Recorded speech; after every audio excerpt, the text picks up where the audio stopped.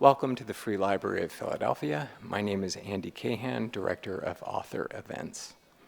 Tonight, we look back more than 30 years to the brutal murder of a disabled Jewish New Yorker at the hands of a Palestinian terrorist, an incident that shocked the world and continues to reverberate through the culture at large and through the lives of the families affected by the initial murder and the senseless reprisal. In An Innocent Bystander, the killing of Leon Klinghofer, Julie Salamon offers a 360-degree view of the ruinous, never-ending cycle of the murder of innocents. Initially a longtime banking reporter and film critic for the Wall Street Journal, then a TV critic and art reporter at the New York Times, Ms. Salamon has written notable nonfiction books about show business, philanthropy, the Holocaust, the insanity defense, and modern medical care. Her 10 previous works include several bestsellers and 2 novels for children. It's a pleasure to have her return. Please welcome Julie Salamon to the Free Library of Philadelphia. Hi, good evening. Thank you for coming out on this hot summer night. You're not on vacation, but I'll try to make it seem like fun. I have a very brief film clip that I'm going to show you in a couple of minutes just to take you back to this moment in time in 1985, a time that we now think of as pre-terrorism, but anybody who has a long memory can remember that in the 60s and 70s there were a lot of plane hijackings and a lot of terrible things going on in the world as there are today. But Americans felt somewhat immune from it at that time. And in the summer of 1985, Leon and Marilyn Klinghofer, a couple from New York, were about to embark on a trip that was really going to be a last hurrah. Leon had had a couple of strokes. He was in a wheelchair. Marilyn, his wife, was about to celebrate her 59th birthday, but she was in remission from cancer. And so with a group of their friends from the Jersey Shore, they booked tickets on a ship called the Achille Lauro, which Marilyn picked because it was what we would now call wheelchair accessible. They didn't use that term in those days, but she made sure that the doors were wide enough. There was an interior elevator that Leon could have a nice vacation. And they left on this trip on October 3rd, 1985. Thinking that it was going to be this great voyage with a group of their friends. And on the 3rd day of the ship, 4 young Palestinians hijacked it. They had been passengers on the ship. The hijacking was actually not meant to take place the way that it did. And that was the story that I had heard at the time and the story that I knew. And it's a true story, but it's a much more complicated story, as most stories are when you start digging into them. 4 years ago, I went to an event at the Center for Jewish History in New York, presented by Ilsa and Lisa Klinghofer, who are the daughters of Leon and Marilyn Klinghofer. And they had given their family archive to the Center for Jewish History. And I go to the same synagogue as they do. We weren't friends, but we were friendly acquaintances at the time. And so I went to this event, show of support. And it was riveting because the 2 sisters had been trained by a theater producer from the Moth Theater Company in New York. They told the stories almost like a piece of theater. The 2 sisters talking about what it was like to be here in New York, finding out about this event going on that eventually resulted in their father being killed and thrown overboard in his wheelchair. And they at that time became the center of a huge international storm, media. This was well before 9/11, so this was a rare event. And as they talked, they then invited onto the stage the reporter, Sarah Reimer, who had covered their family's story in the New York Times on the front page. And then they brought in this young, well, he had been a young man at the time, a naval pilot, Larry Neal, who had been one of these 4 pilots of these F-47 super jets that were stationed on a giant aircraft carrier in the Mediterranean, who was sent up to bring down the civilian airplane that was carrying the 4 hijackers from Egypt to safety in an Arab country. They forced it to land, probably illegally, in Italy so that the hijackers could be taken into custody. As I heard all of these stories, none of which I was very familiar with at that time, it was so exciting. I turned to my husband and I said, I think this could be my next book. And he had the same thought. And so I approached the Klinghoffer sisters sometime afterwards and asked them if they would participate in this and that it would be a deep dive into the story. And my thought at that time was to do a book called Klinghoffer's Daughters, which would focus on the Klinghoffer family and then what it meant to be a victim of terrorism, what it meant to survive that, and is there a way to turn that into something useful and good for society? It was going to be a more philosophical work. Shortly into the research, I discovered a part of the story I knew nothing about. 3 days after Leon Klinghoffer was killed on the Achille Lauro, in California, a Palestinian-American man named Alex Odeh, who was a peace advocate. He worked for an organization called the Arab Anti-Discrimination Committee, which modeled itself on the Jewish Anti-Defamation League, promoting the idea of positive presentations of Arabs in the media. At that time, there was Abscam, there were all the pictures of sheiks buying up property in New York.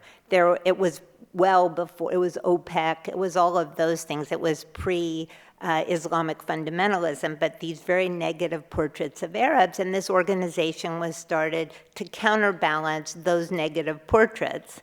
He spent most of his time in synagogues and writing letters to the editor, trying to do reach across the aisle sort of negotiations. And when Leon Klinghoffer was killed, the local ABC affiliate in Los Angeles interviewed him for his comment, speaking on behalf of Palestinians. And he said words of condolence. He said that the terrorism was an outrage.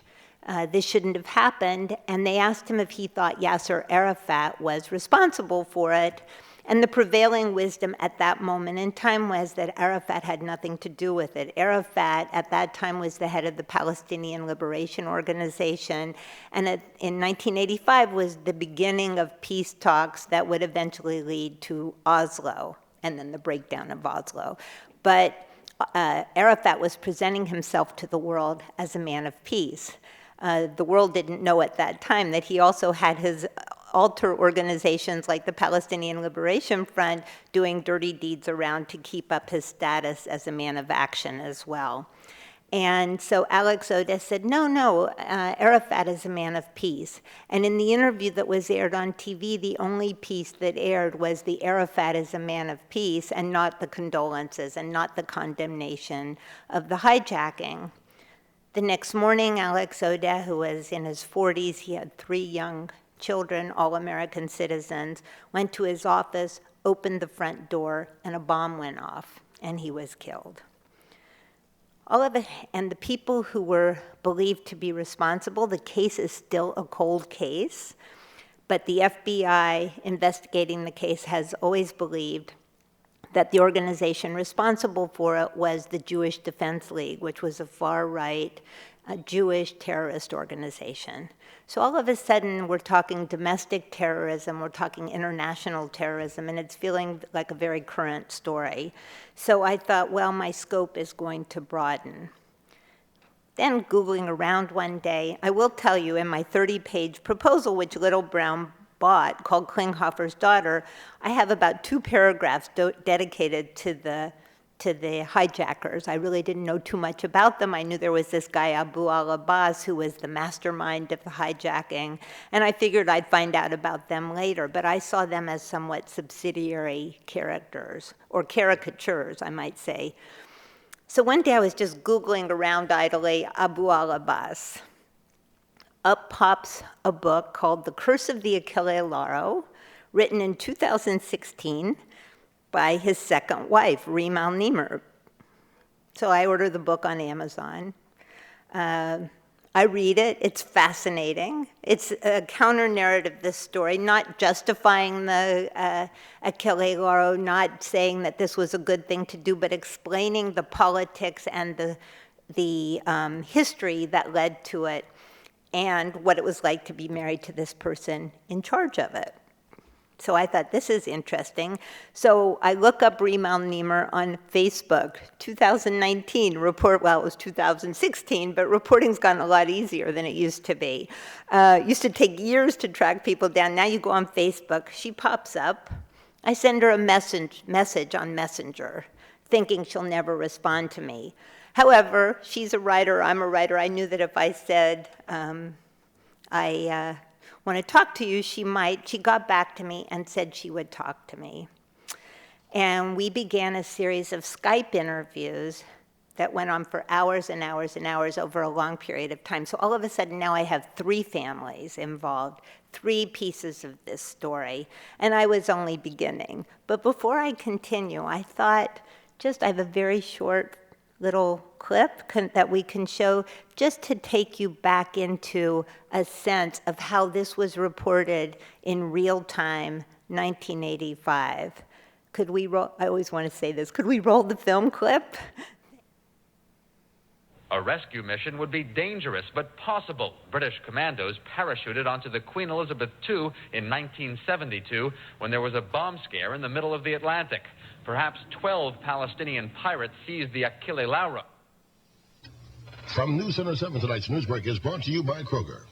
Good evening, I'm Jim Baldridge. French and Italian warships are reportedly shadowing that Italian cruise ship hijacked by Palestinian terrorists. 420 persons are aboard. One unconfirmed report says 2 Americans have been killed.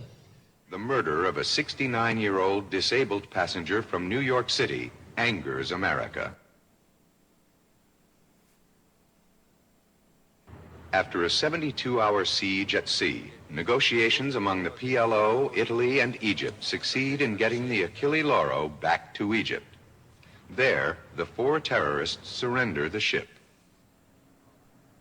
At first, the world is led to believe that no one is harmed, so the Palestinians are promised safe passage out of Egypt. But the next day, the truth is learned, and the U.S. ambassador to Egypt makes the announcement.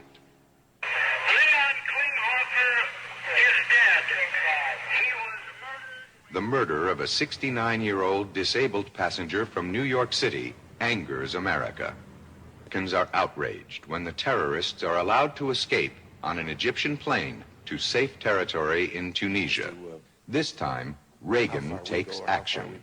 What we want is justice done.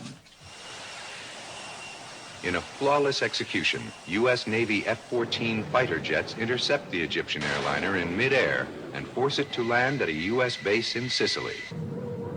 These young Americans sent a message to terrorists everywhere. A message: you can run, but you can't hide. Italian courts convict the Palestinian hijackers. But again, the Reagan administration and the public are left dismayed when Italian authorities grant freedom to Abbas, the man believed to be the brains behind the hijacking. Italian courts had found no direct evidence of his involvement.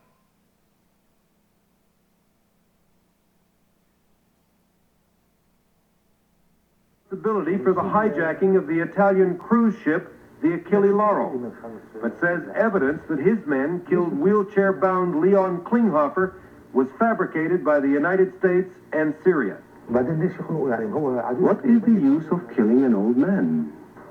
Well, after all, he's old and will soon be dead anyway, without killing. I do not believe our comrades on the boat carried out any killing. Abu Abbas was nearly captured when U.S. fighters forced an Egyptian air jetliner to land in Italy. It was carrying him and the 4 cruise ship hijackers. Over strong American protests, the Italian government permitted him to flee to Yugoslavia. Like so many battling in the Middle East, he does not see himself as a terrorist. The Palestinian is accused everywhere, hunted everywhere, and is the terrorist everywhere. This is the picture the Americans have. In fact, the Palestinian is a homeless refugee without the right to a passport, without the right to visit his village or birthplace or even his father's grave. The Palestinian has lived in a state of subjugation and oppression for 40 years. Is he now the terrorist?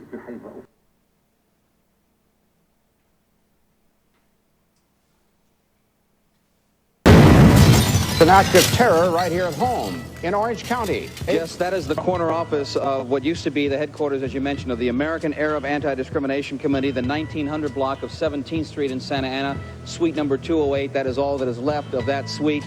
Today, the Santa Ana office of the committee was destroyed by a bomb. Audi was killed, and 7 other people were injured.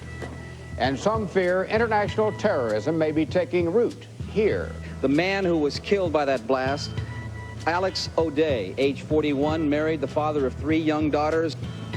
The bomb was powerful enough to shatter glass in several other offices. Debris was everywhere. The wall was blown out. The windows were blown out. It looked like a combat zone. Today, at Western Medical Center, where O'Day died, his brother Sammy told of numerous death threats received by his brother. I don't have an idea who done it, but as I said in the past, he had received some threatening calls from people identifying themselves as JDL. And as investigators searched through the rubble for clues, a short distance away, a grieved family. In a home where there is mourning, there are 2 sounds, the phone and crying. Alex O'Day's family is in mourning. Alex left 3 daughters. Helena is 7. Samia is 5, and Susan is just 3 and a half. Sammy O'Day describes his brother as a peace-loving man who fled the Middle East for a better life in America. A fact, he says, that makes his death even more bitter. In the one country where freedom of speech is very much sanctioned, it just doesn't make sense. In the meantime, President Reagan has condemned the incident, calling it heinous, and has ordered federal bomb experts to assist in the investigation. The militant Jewish Defense League has denied responsibility in the bombing, but its director, Irv Rubin, told CNN on 2 different occasions that he sheds no tears for O'Day. So, as you can see, I ended up in the middle of a story that was far more complicated than I expected. And I hope you'll read the book, so I'm not going to go through the 400 pages of the book and tell you everything that's in it, but I will tell you a little bit about the journey to writing the book, because ultimately what I discovered were the stories of these 3 families, the Abbas family, the Odeh family, and certainly the Klinghoffer family, who were brought together by the Israeli-Palestinian conflict, and through whose lives you find out an awful lot about the history of that region, but also the common humanity in some ways that these families shared. And the reporting of this book was fascinating. It took me to many archives. The Reagan archive has thousands of documents in California about the Achille Lauro.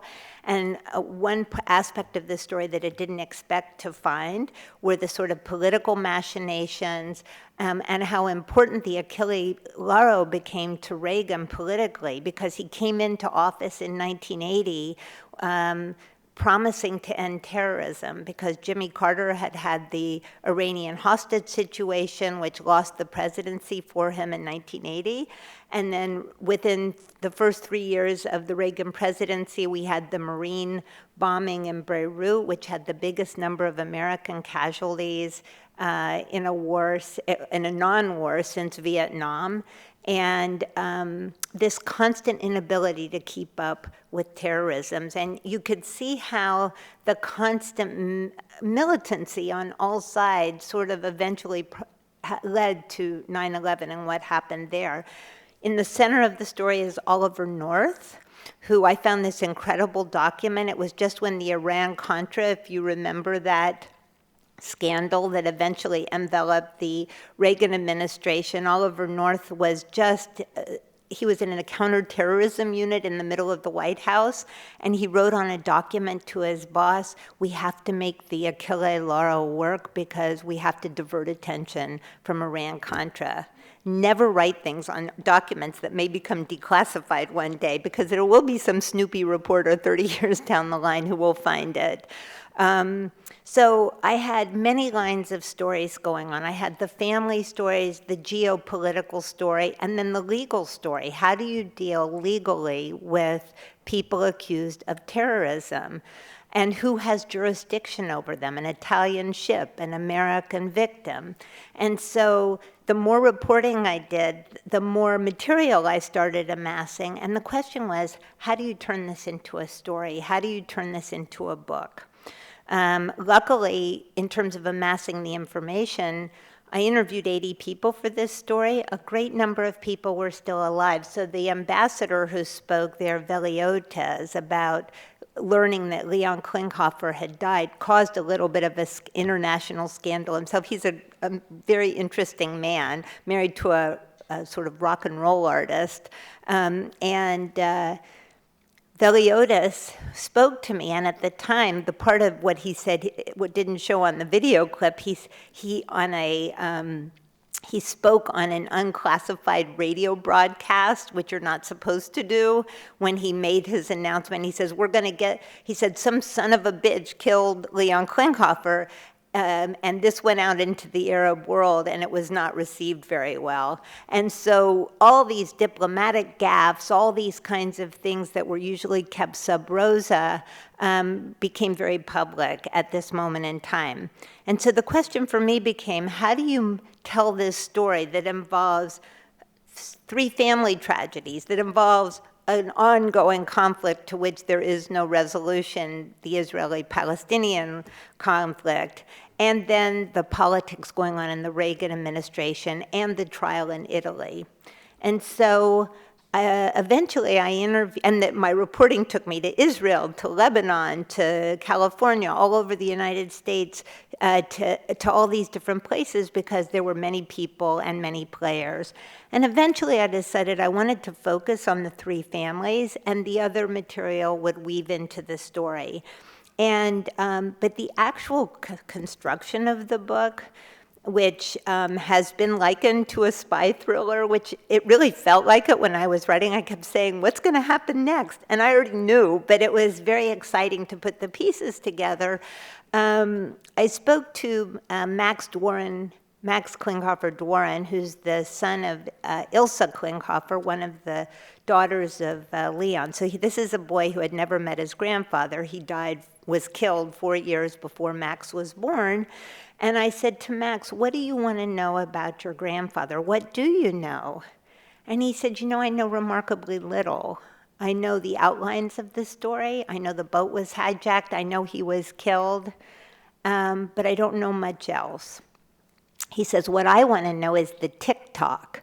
What happened minute by minute? What were the events that led to this? What happened, and what did it mean? And so I thought, when I was going through all of my notes, I thought, oh my God, you've given me the outline for how to write this book. And I really kept that in mind throughout the entire book. What is the tick-tock? And so the book really goes through this story in a kind of chronology, but it's also the kind of chronology we have in life. So the first half of the book goes very slowly, like life tends to do. So the first half of the book takes place in 2 weeks. The next quarter of the life, things start speeding up a little bit, so it takes place in a year. And the last quarter of the book zooms by, takes place in 20 years, because it's sort of the aftermath of all of this. And in the course of doing this, I spoke to both wives of Abu al-Abbas. His first wife was a Christian Palestinian. His second wife was from a Muslim, but a very secular Muslim family. His wives were both from very prominent families, very fascinating women, and he had 5 sons. between the two blended families. I interviewed all the children, grandchildren of Leon Klinghoffer and Alex Oda, and then all the ancillary players. And through these stories, I started to see the difference between the way history is presented to us in textbooks and in sometimes documentaries and certainly on the news, and the way history unfolds in real time for real people. And I hope that's one of the values of this book. Somebody had asked me at another talk I gave, what is the value of this narrative to people who weren't born yet, to people living today? And I have found I have children in their 20s, and they and their friends are reading this book, and it's been really gratifying to me how interesting they say they're finding it, and I didn't tell them to go buy it. My children had to read it, but their friends certainly didn't have to. And I think for them, the whole notion that, there was terrorism beforehand is just mind-blowing to them. They thought everything happened in 2001.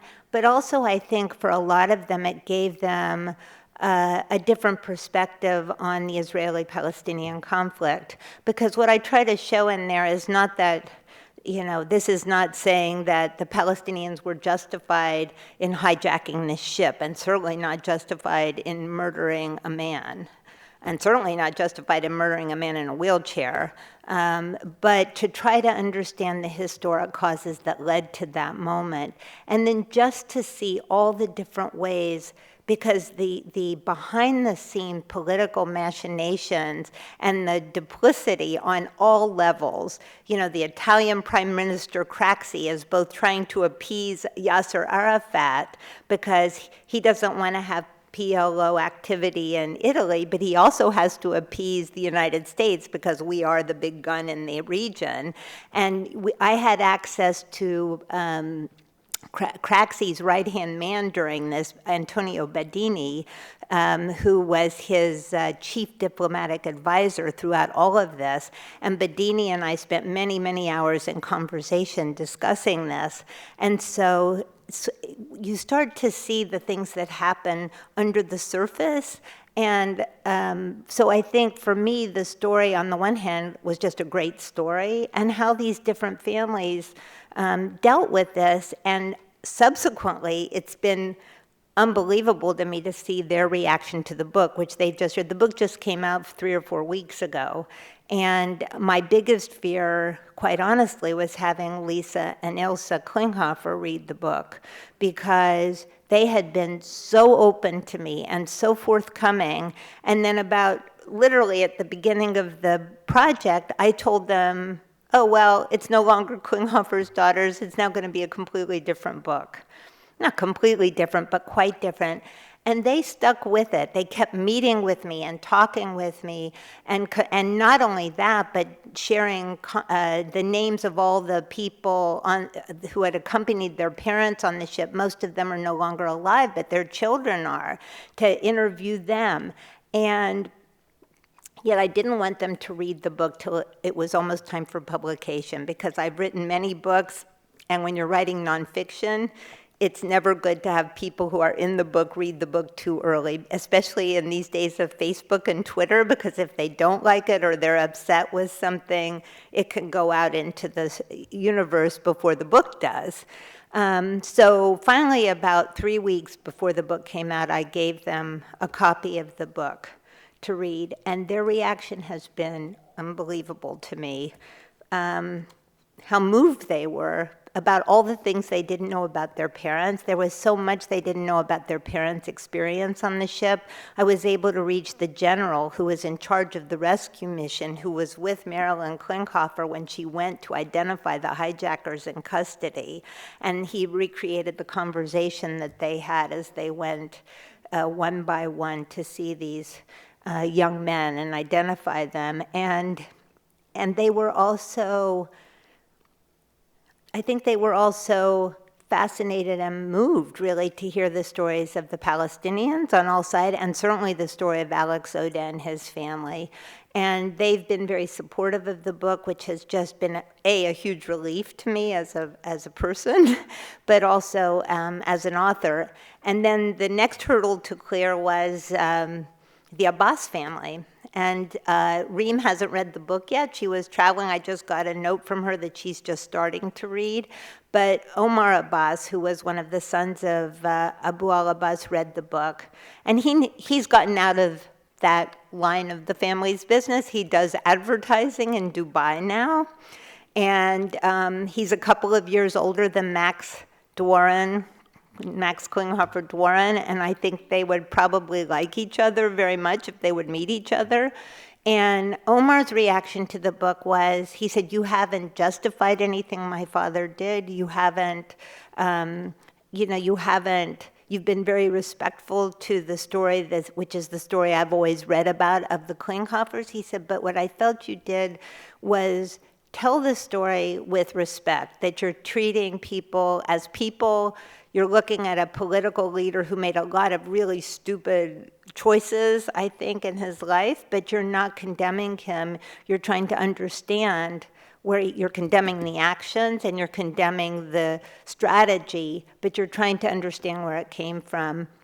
And so that also was very interesting, and I'm still waiting to hear from the Oda family. I'm going to give away the ending of the book, but only because I think it's such a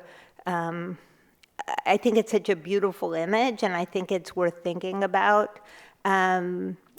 So in Santa Ana, California, where Alex Oda and his family lived, and where one of his daughter and his wife still live, and part of this is a story of resilience of all these women who had to continue on.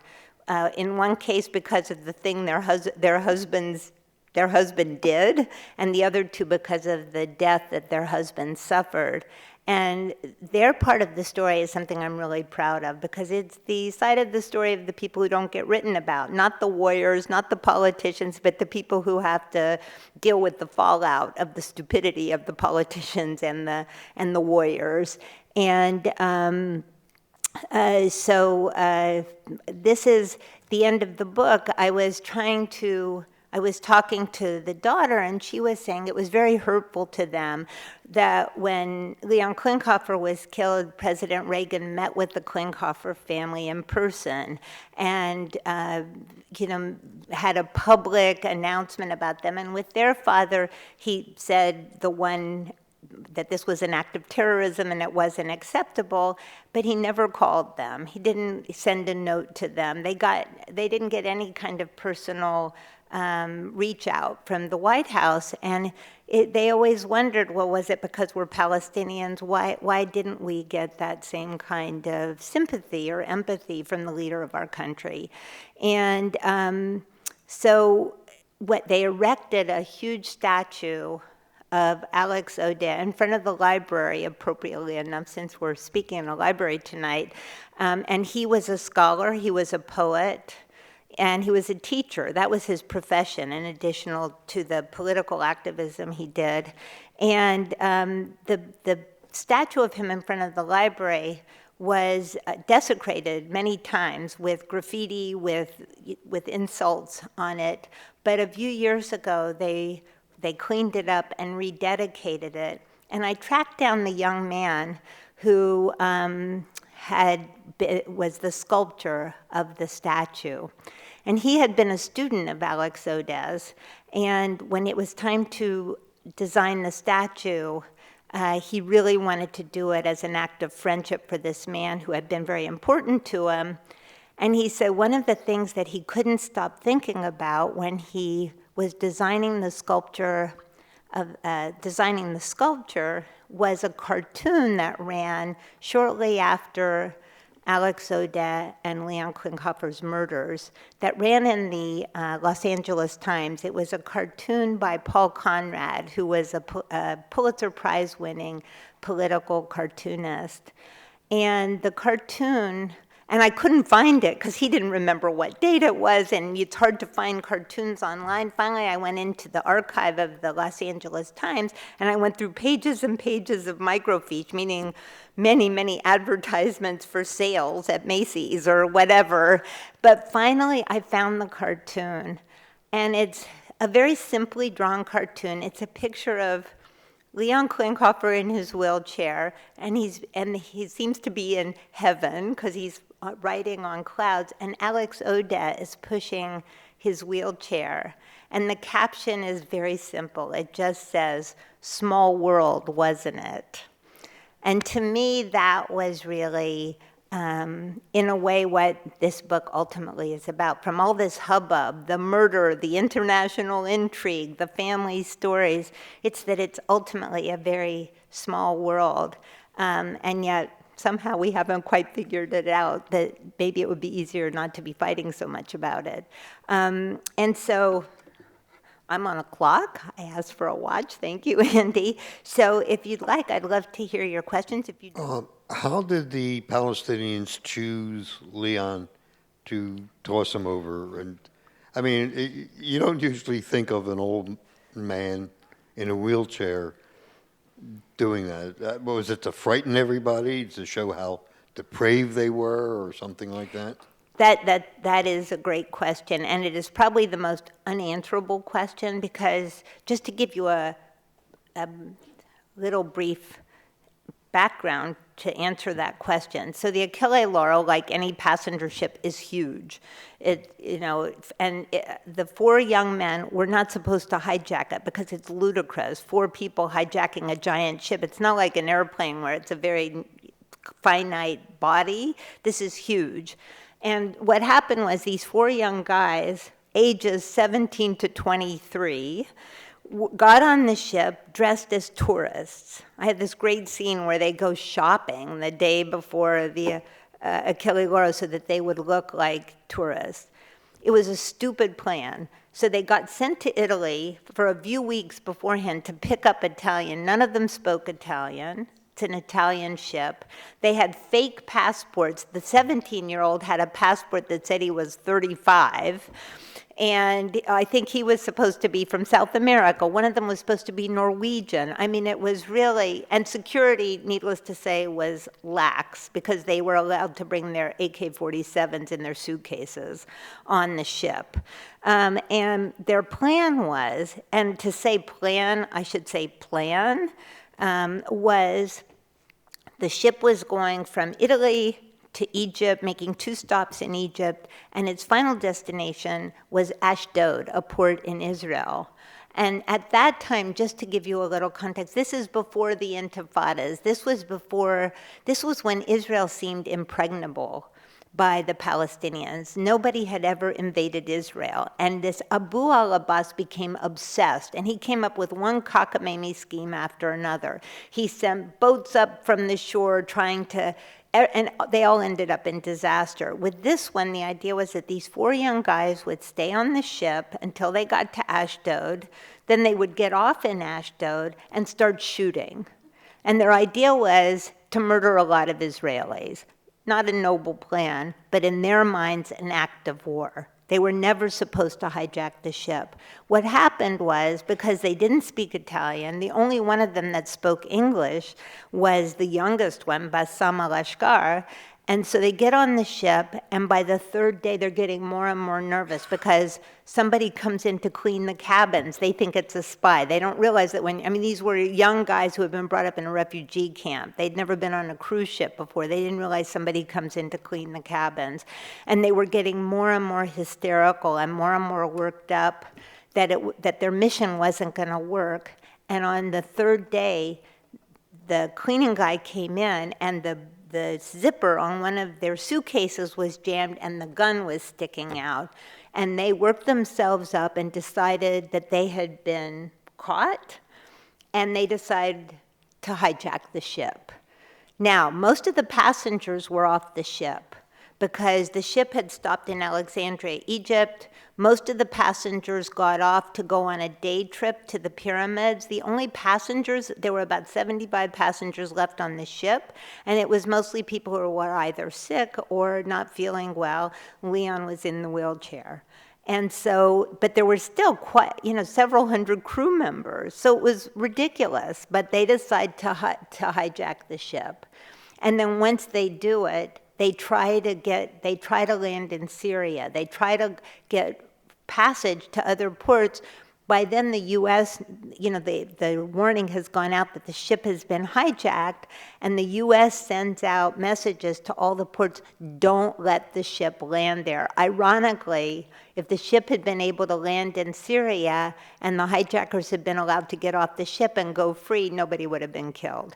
So what happened was they have these passengers in this big dining room, which is where they're keeping them captive, and they go back and forth, between being really nice. They serve them sandwiches, they bring drinks out for people, and then they get hysterical and start shooting at the ceiling. And they don't know what to do, and they're divided themselves. One of them is spending the whole time up in the captain's bow with the captain and to make sure that they don't try any funny business, and he's the only one that speaks a little English. The captain speaks a little English, so they're kind of speaking English to each other. Two of them are down there with the passengers, and then Moltke, who's the 23-year-old leader, is kind of running back and forth, and he's starting to panic. So by the second day of the hijacking, it looks like it's all going to be resolved, that they're going to get off in Syria, and then the U.S. says you can't land there because they don't want to give haven, understandably, they don't want to give haven to the hijackers. And so now they're back at sea, and they don't know what to do. And they decide to separate the American passengers and the British. Most of the passengers were not American or British, so they decide to separate them as collaborators of Israel, and they were worried that a helicopter might land. There was a top deck, and so they make them go up onto this top deck, which was not for passengers. There was no guard railing. It was dangerous, and Leon couldn't go because Leon could only go as far as the elevators went. To get to that top deck, you had to go up one of those narrow little ladder stairs, and so he was left behind, and all of a sudden, he doesn't have his support group. A few of his friends from the beach group and his wife went up on the top deck, and poor Leon is left down there. And then nobody exactly knows what happens. I have read pages and pages of interrogatories. These guys were interrogated by the FBI, by lawyers from the Department of Justice, by the Italians. And 3 of them had very consistent stories, the ones who weren't Moltke. They were guarding the passengers. He was up there. They didn't know anybody had been killed. Moltke, who killed Klinghoffer, kept changing his story. I killed him for the reason you said, to show that we were ruthless and would kill anybody. I killed him because he started hitting me with his cane. I killed him because whatever. I didn't kill him. There was no such person on this ship. And what happened was he took Leon Klinghoffer away from everybody else on a remote part of the ship. Remember, all the passengers and crew are being kept in this one central place. He takes him to this remote place. He shoots him. And then he can't throw him overboard because he's too heavy with the wheelchair. He goes back. He finds a waiter and a hairdresser who work for the shipping company. He makes them come with him. And they find this site, the murdered man in the chair, and then they have to throw him in his wheelchair overboard. But Moltke tells them that if they tell anybody, they'll be killed too. And so then Abu Abbas shows up on the scene as the negotiator for Arafat. Now, nobody knows that Leon Klinghoffer has been killed except for Moltke. The other hijackers don't know yet, and the 2 workers who threw the body overboard. And so Abu al-Abbas shows up in a little motorboat and as an emissary from Arafat, and they make a negotiation, and ultimately they agree that he'll take the 4 hijackers to port in Egypt, but only if no passengers have been harmed.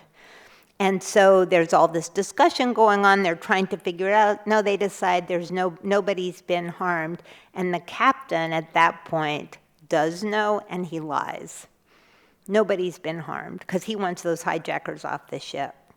And so when you ask why Leon Klinghoffer was killed, I would say he was killed because he was an American, he was killed because he was in a wheelchair, and he was killed because he was causing something to go off in this guy that had really gone way beyond his skill level. And so that's what I really think happened.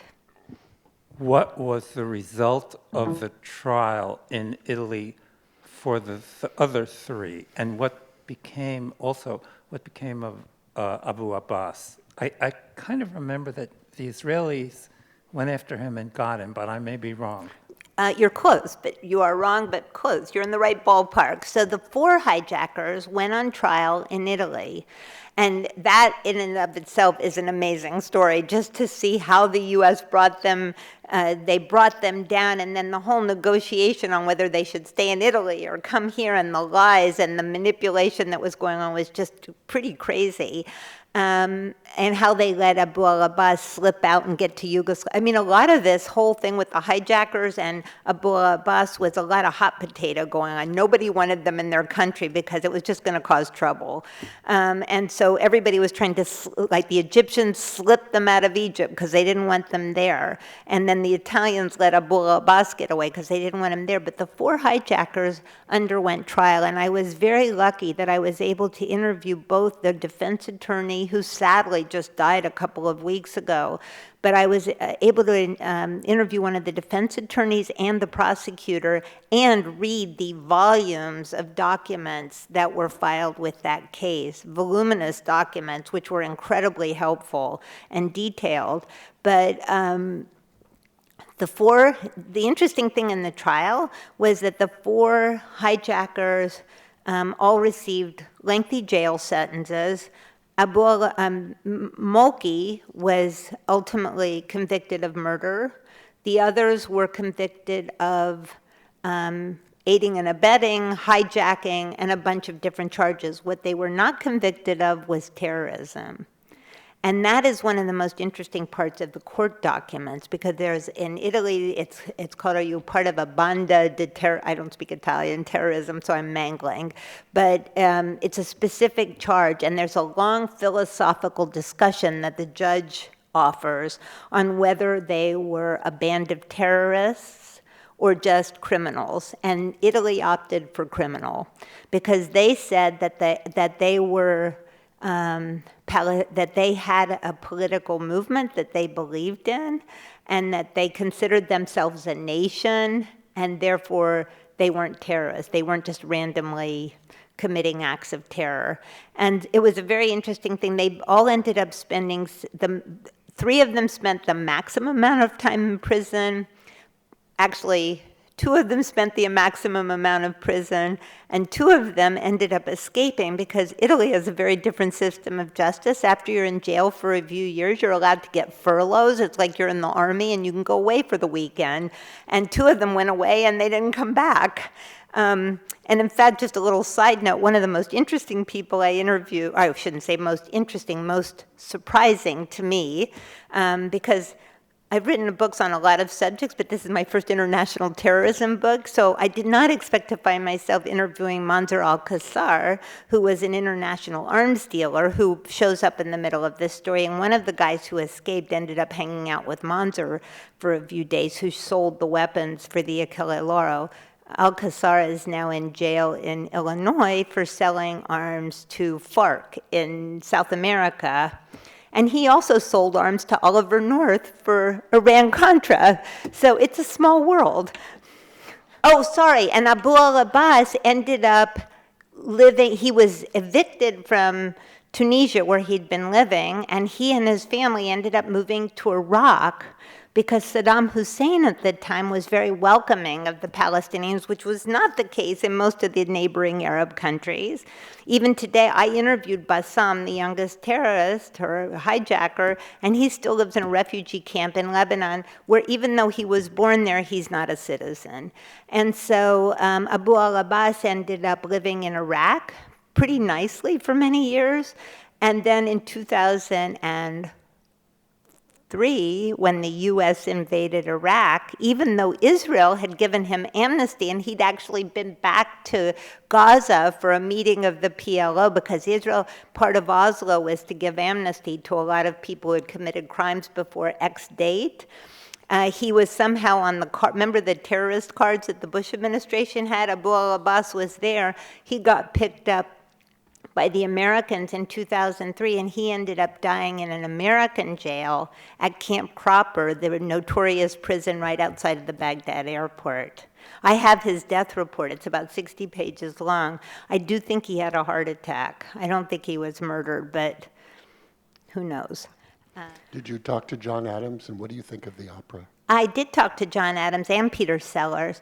So the opera, for those of you who don't know, there was an opera made out of the killing of Leon Klinghoffer in 1991. It was called The Death of Klinghoffer. And when it came out in 1991, it created a huge firestorm, as only opera can do. A lot of people were offended because the opera gave voice to the Palestinians, and it did contain a scene which was later taken out. That was, today it seems kind of benign, but it was a little caricaturish and not that nice towards the suburban Jewish friends of the Klinghoffers. It's pretty trite, and after the showing at Brooklyn Academy of Music, they did take that scene out. I hadn't seen the opera in 1991, but in 2014, the opera was revived in New York at the Metropolitan Museum. And I became offended because there were many people protesting the opera in front of Lincoln Center who hadn't seen it. And I hate it when people protest things that they haven't seen. I think if they see it and they protest it, fair game. But to protest it before you've seen it, no good. And so at that time, I was kind of interested, and I actually went to see it. I'm not an opera expert by any stretch of the imagination. I found parts of it incredibly affecting. This scene that had been in the earlier version was no longer there. I thought some of the music was quite beautiful. Ultimately, the story seemed very melodramatic. But the two best arias went to Marilyn and to Leon. There's no question about it. There was no way you could walk out of that opera and feel sympathetic to the people who killed Leon Klinghoffer, but you might feel sympathetic to the Palestinian plight, which is a different story. And so at that time, I had actually thought of doing something on this story. Just the whole complexity of it seemed so interesting. So I did have a long discussion, and there's a chapter in the book, because it's in real time, that deals with the opera. You know, the thing with the opera that was so interesting, Lisa Klinghoffer, when she heard that they were making an opera out of this in 1991, she was so excited that Peter Sellers, who's this opera impresario, was going to be involved in this, that she tried to get in touch with him to talk to him about it. And she did get his number somehow in San Francisco, and they spoke.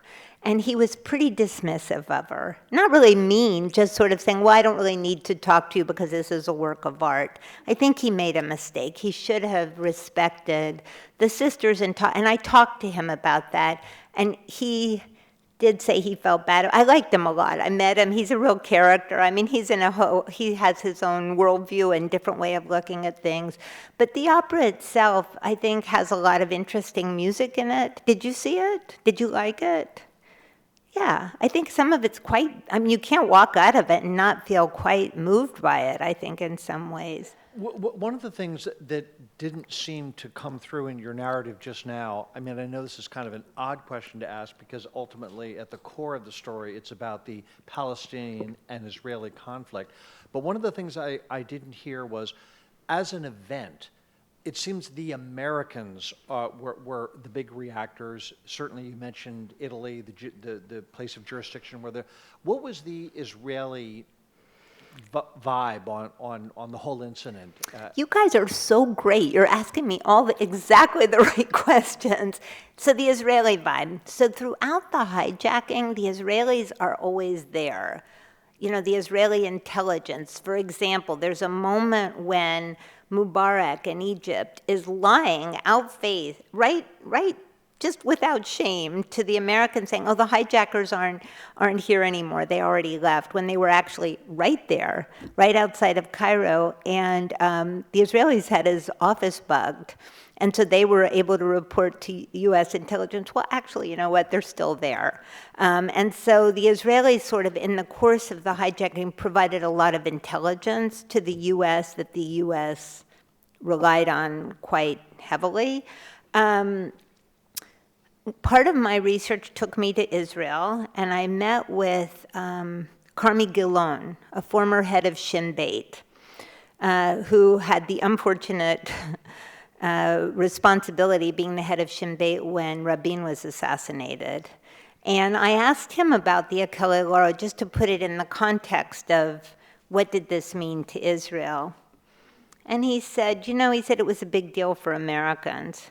He said, because an American was killed. For us, he said, it was a few days of interest to us, but to us it was just one of many in a long line of incidents. And running through the book is this constant refrain of, we're going to kill 10 of you, and the back and forth, the endless back and forth. And the other backdrop of the book is the other violence going on here in the U.S., that as the world is riveted and New York is riveted by the death of Leon Klinghoffer, in New York City, 1,800 people are being killed a year because it was the middle of this terrible crime wave.